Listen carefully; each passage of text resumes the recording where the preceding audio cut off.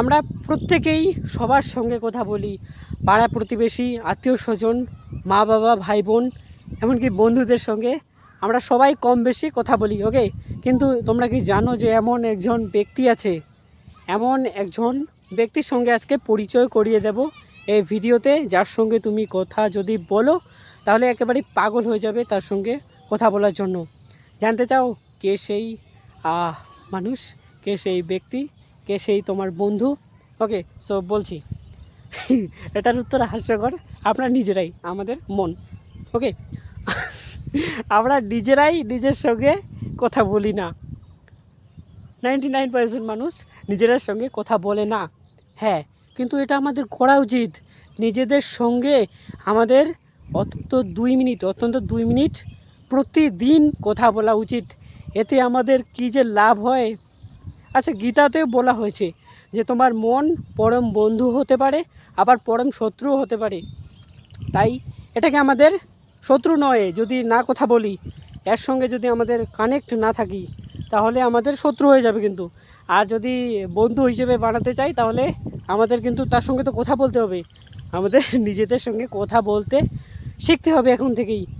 আমরা অনেকেই ভুল করে থাকি যে এতটাই ব্যস্ত হয়ে গেছি, বিজি হয়ে গেছি আমাদের কাজে, মোবাইল সোশ্যাল মিডিয়ায়।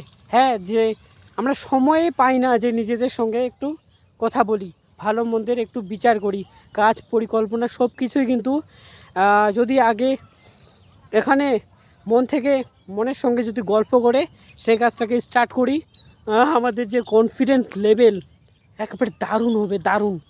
তুমি যতটা কনফিডেন্স তুমি অন্যদের সঙ্গে কথা বলে, অন্যদের সঙ্গে আলোচনা করে পাবে, তার থেকে 100 গুণ পাবে নিজেদের সঙ্গে কথা বলে। অনেক লাভ, জানো, অনেক লাভ নিজেদের সঙ্গে কথা বলা। ওকে, হ্যাঁ, পাগল বলতে পারে যে নিজে নিজে কি বকছে।